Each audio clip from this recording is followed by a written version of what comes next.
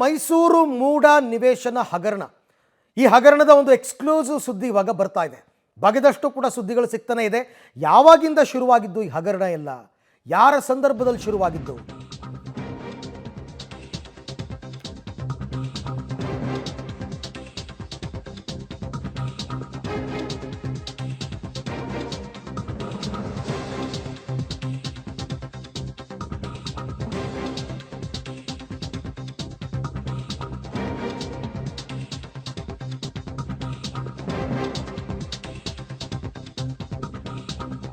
ಮೂಡಾ ನಿವೇಶನ ಹಗರಣದ big exclusive ಸುದ್ದಿ ಇದು.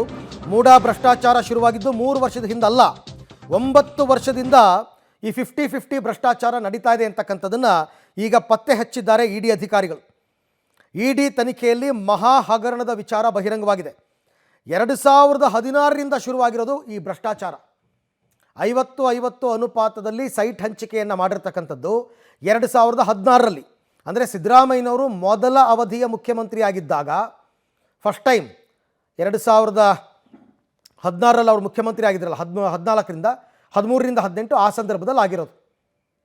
ಶುರುವಾಗಿದ್ದವಾಗ ಆಮೇಲೆ ಅದು ದೊಡ್ಡದಾಗಿ ಬೆಳೀತಾ ಹೋಯ್ತು.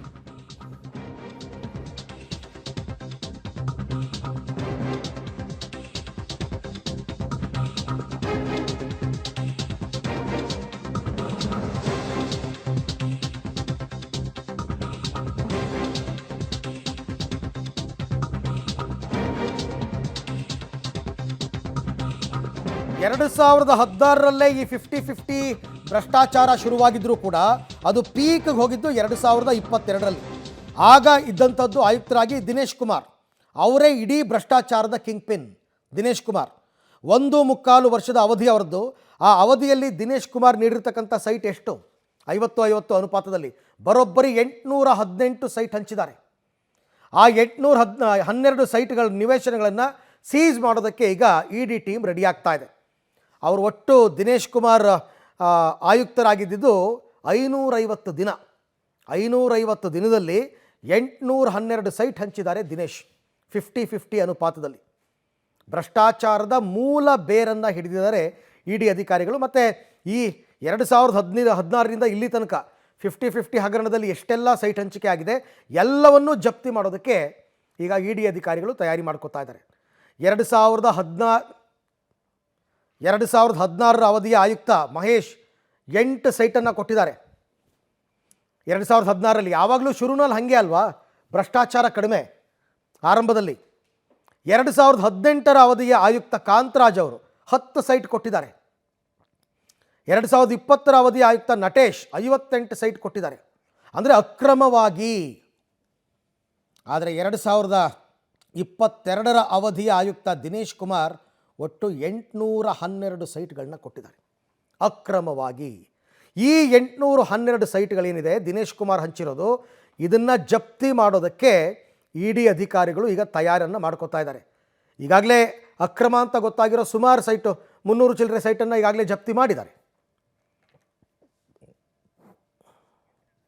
ಈ ಎಲ್ಲ ವಿಚಾರಕ್ಕೆ ಸಂಬಂಧಪಟ್ಟಂತೆ ಮತ್ತಷ್ಟು ಮಾಹಿತಿ ನನ್ನ ಕೊಲಿ KP ನಾಗರಾಜ್ ಅವರಿಂದ ಪಡೆಯೋಣ. KP, ಒಂದು ವಿಚಾರ, ಸಿದ್ದರಾಮಯ್ಯನವರು ಮೊದಲ ಅವಧಿಯ ಮುಖ್ಯಮಂತ್ರಿ ಆಗಿದ್ದಾಗಲೇ 50-50 ಅನುಪಾತದ ಭ್ರಷ್ಟಾಚಾರ ಶುರುವಾಗಿದೆ ಅಂತ. ಬಟ್ ಅದು ಪೀಕ್ಗೆ ಬಂದಿರತಕ್ಕಂಥದ್ದು 2022 ದಿನೇಶ್ ಕುಮಾರ್ ಆಯುಕ್ತರಾಗಿದ್ದಾಗ ಅಂತಂದ್ಬಿಟ್ಟು. ಸೊ ಈಗ ಅಲ್ಲಿಂದ ತನಿಖೆ ಆರಂಭ ಆಗಬೇಕು ಹಾಗಾದರೆ ಅಲ್ವಾ?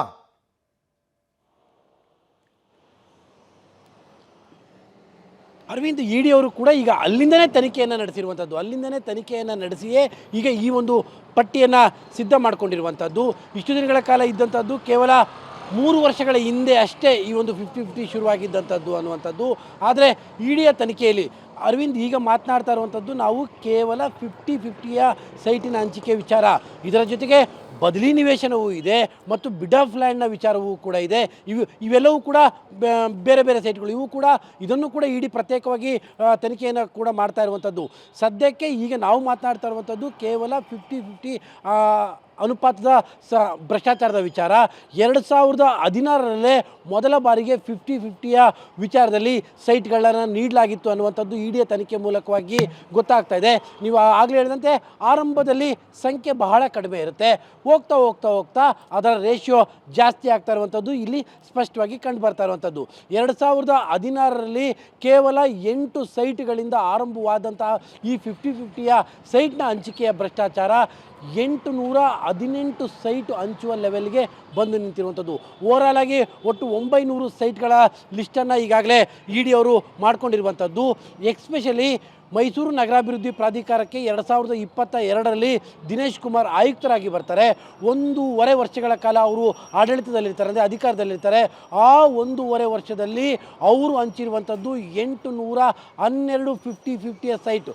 ಅದರಲ್ಲಿ ಬಹುತೇಕ ಅವೆಲ್ಲವೂ ಕೂಡ ಭ್ರಷ್ಟಾಚಾರದಿಂದ ಆಗಿರುವಂಥದ್ದು ಅಥವಾ ಯಾವುದೋ ಬೇರೆ ಥರದ ಇನ್ಫ್ಲೂಯೆನ್ಸ್ಗಳಿಂದ ಮಾಡಿರುವಂಥದ್ದು ಅನ್ನುವಂಥದ್ದು ಇಡಿಗೆ ಸ್ಪಷ್ಟವಾಗಿದೆ. ಎಲ್ಲ ದಾಖಲಾತಿಗಳನ್ನು ಕೂಡ ಇಡಿ ಸಿದ್ಧ ಮಾಡಿಕೊಂಡಿದೆ. ಹಾಗಾಗಿ ಇಡಿಯ ತನಿಖೆಯ ಮೂಲಗಳ ಪ್ರಕಾರವಾಗಿ ಮೂಡ ಮಾಜಿ ಆಯುಕ್ತ ದಿನೇಶ್ ಕುಮಾರ್ ಇಡೀ 50-50ಯ ಕಿಂಗ್ ಪಿನ್ ಅನ್ನುವಂಥ ರೀತಿಯಾದಂಥ ಸ್ವರೂಪವನ್ನು ಪಡೆದುಕೊಂಡಿದೆ. ಯಾಕೆಂದರೆ 1.5 ವರ್ಷಗಳ ಕಾಲ ಇದ್ದಂಥದ್ದು 1.5 ವರ್ಷ ಕಾಲದಲ್ಲಿ 812 ಸೈಟ್ಗಳನ್ನ, ಅಂದರೆ ಇಡೀ ತಮ್ಮ ಅಧಿಕಾರದ ಅವಧಿಯಲ್ಲಿ ಅವರು ಮಾಡಿರುವಂಥದ್ದು ಕೇವಲ 50-50ಯ ಸೈಟ್ಗಳನ್ನು. ಅದ್ರ ಜೊತೆಗೆ ಬದಲಿ ಇನ್ವೆಷನ್ಗಳು ಬೇರೆ ಇದ್ದಾವೆ ಅರವಿಂದ್, ಅದ್ರ ಜೊತೆಗೆ ಬಿಡ್ ಆಫ್ ಲ್ಯಾಂಡ್ನ ಹಂಚಿಕೆ ಮಾಡಿರುವಂಥದ್ದು ಅವುಗಳ ಸಂಖ್ಯೆ ಬೇರೆ ಇದೆ. 50-50ಯನ್ನೇ 812 ಸೈಟ್ಗಳನ್ನು ಅವರು ಹಂಚಿದ್ದಾರೆ. ಅರವಿಂದ್, ಥ್ಯಾಂಕ್ ಯು KP, ತಮ್ಮ ಎಲ್ಲ ಮಾಹಿತಿಗಾಗಿ ಧನ್ಯವಾದ.